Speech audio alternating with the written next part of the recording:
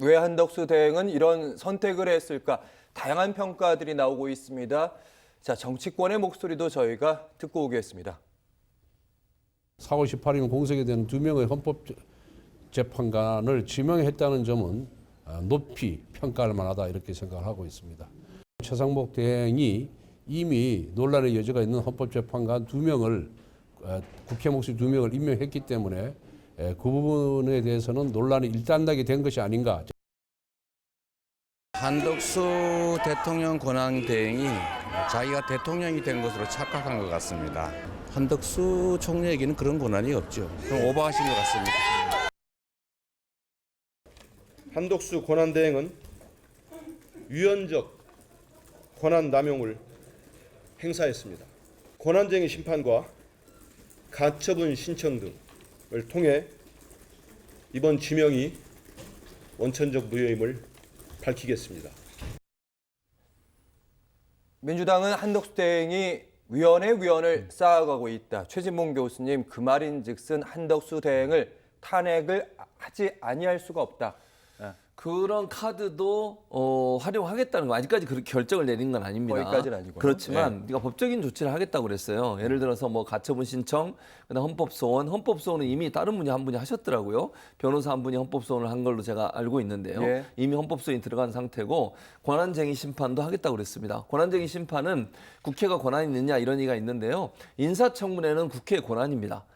인사청문회를 통해서만 임명할 수 있어요. 근데 인사청문회에 넘길 때 위법적인 방법으로 위법적인 사람을, 그러니까 법에 맞지 않는 사람을 임명하는 것 자체가 인사청문회의 권한을 침해했다고 봐서 권한쟁의 심판을 하겠다는 거예요. 예. 그래서 이 두 가지도 할 거고요. 그리고 이제 최종적으로 탄핵 카드도 갖고 있을 겁니다. 만약에 한덕수 권한대행 이걸 다 무시하고 임명을 강행하려고 하면 탄핵밖에 방법이 없어요. 그걸 막을 수 있는 방법이 현재로서는. 그렇기 때문에 현재로서는 탄핵 카드를 하겠다고 얘기하지는 않았지만 탄핵은 일단 최후 카드고요. 그렇습니다. 네. 법적인 부분들을 먼저 점검해 가겠다는 것이고요. 오늘부터 아마 이제 가처분 신청 그리고 법사위에서 법안이 하나 통과가 됐는데 그게 바로 대통령 권한대행 임명을 못하도록 하는 법안입니다. 이게 이제 본회의에 상정이 언제 될지 모르겠지만 법사위가 통과가 된 상태고요. 지금 민주당이 발의한 법안이 이제 대통령 권한대행은 헌법재판관을 임명하지 못하게. 임명하지 못한다. 예, 그 예. 문구를 넣는 거. 그렇죠. 그걸 예. 이제 규정을 넣는 거죠. 그러니까 대통령이 아니기 때문에 대통령 권한대행이 대통령 지명 몫의 헌법재판관을 임명하지 못하도록 하는 법안을 법사위를 통과시켰어요. 그러니까 본회의를 통과한 건 아니고요. 이것도 이제 정부에서 공표를 해야 되기 때문에 안 될 가능성이 거부권 행사할 수 있겠죠. 근데 그럼 본인이 본인에 관한 걸 거부권을 행사하는 게 돼요. 그러면 결국은 네. 뭐 윤석열 대통령도 본인 가족에 대해서 거부권 행사했으니까 한덕수 총리도 그렇게 할 수는 있겠지만 비난이 커지겠죠. 그래서 이런 이제 법적인 조치들을 먼저 취하고 예. 그럼에도 불구하고 한덕수 권한대행이 이걸 처리하지 않거나 강행할 모습이 보여지면 그러면 일단 이거를 탄핵까지도 할 겁니다. 하나 또 이제 하고 있는 게 국회에서는 접수 자체를 안 하겠다고 그랬어요. 인사청문 보고서를 채택해달라고 이제 서류가 오거든요, 정부에서. 접수를 안 하겠다는 이유는 법률적 요건이 맞지 않다는 이유예요. 우원식 국회의장이 그럼 인사청문회조차 관련된 서류 안 받겠다? 안 받겠다는 거죠. 근데 법에는 어떻게 돼 있냐면 제출된 날짜로부터 20일이에요. 그러면 청문회가 이루어지지 않아도 한 번 더 요청하고 그리고 임명이 강행할 수 있거든요.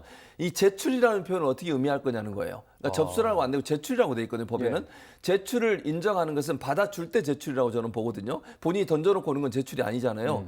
왜냐하면 어떤 서류를 받는 입장에서는요. 서류가 완벽한지 서류가 뭐 법적으로 문제 있는 건 없는지 살피고 나서 접수를 받아줍니다. 법원과도 마찬가지예요. 소장 갖고 가면 법원이 그냥 쓱 받아주는 게 아니고 다 검토해 봅니다. 이게 공소나 아니면 뭐 고발, 고소에 대해서 문제점은 없는지 아니면 보안에서 가져오라고 요청을 하겠죠. 그래서 받아주는 걸 제출로 본다고 하면 국회에서 만약 제출을 안 받아주면 제출이 완성될 수 않을 수 있기 때문에 그걸 20일로 가정해서 자기들 던져놓고 그냥 제출했으니까 온다. 예를 들면 지난번에도 그 대통령실에서 윤석열 김건희 씨 관련해서 민주당이나 아니면 이곳에서 그 국회 출석하라고 갔는데 안 받았잖아요. 계속 거부를 하고 그 던져놓고 갔거든요. 그런데 접수를 안 했어요.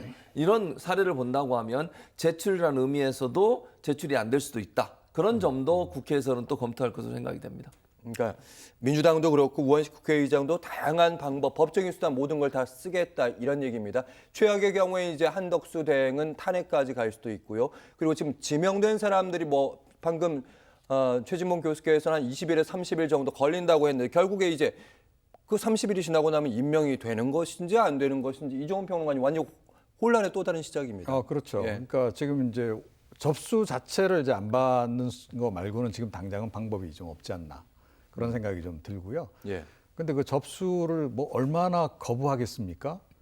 그런 문제도 또 이제 있는 거죠. 그러니까요. 국민의힘이 또 계속 가만히 있지 않을 거 아니에요. 그거 가지고 정치 공세를 또 펼칠 거고.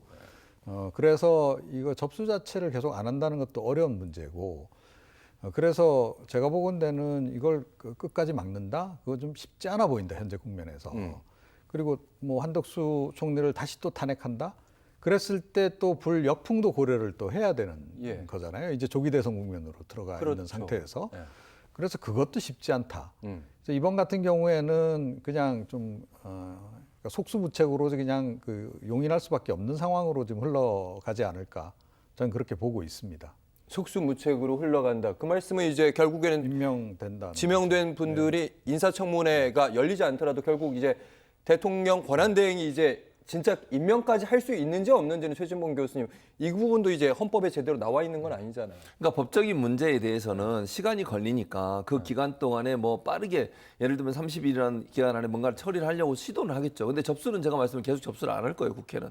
근데 만약에 한덕수 권한대행이 그걸 접수로 인정해가지고 처리해버린다, 임명을 해버린다, 강행을 한다면 불법적인 한 거잖아요.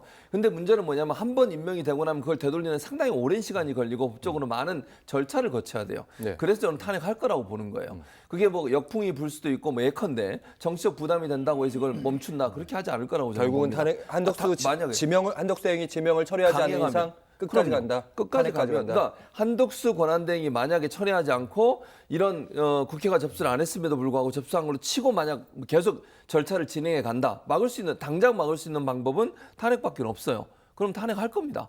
그건 민주당이 선택할 수 있는 마지막 카드예요. 그것까지도 상정하고 지금 논의가 되고 있기 때문에 한덕수 권한대행이 어떤 행동을 하느냐에 따라서 법적인 절차를 밟아가고 기다려주느냐 아니면 안 기다리고 계속 밀어붙이는 상황이 되면 민주당도 탄핵 카드를 다시 꺼낼 거라고 생각합니다. 이종훈 평론가님 마지막 한 번만 더 확인하도록 하겠습니다. 그러니까 한덕수 대행이 이 두 명의 헌법재판관 후보자들 지명을 처리하지 않는다면 민주당은 결국에는 탄핵까지 갈 수밖에 없을 거라는 게 최진봉 교수님 의견이셨는데 여전히 생각은 변함이 없으신지. 두고 봐야죠. 이건 두고 봐야 된다. 예, 그렇습니다. 그러니까 지금 상황하고 또 이게 한뭐 20일 정도 지난 뒤의 상황은 또 다를 거다라고 봐야 됩니다. 그러니까 이게 지금 조기 대선이 이제 불과 이제 2달 동안에 이제 이게 치러져야 되는 상황인데 이러다 보면 온갖 일이 다 벌어집니다. 두 달 사이에.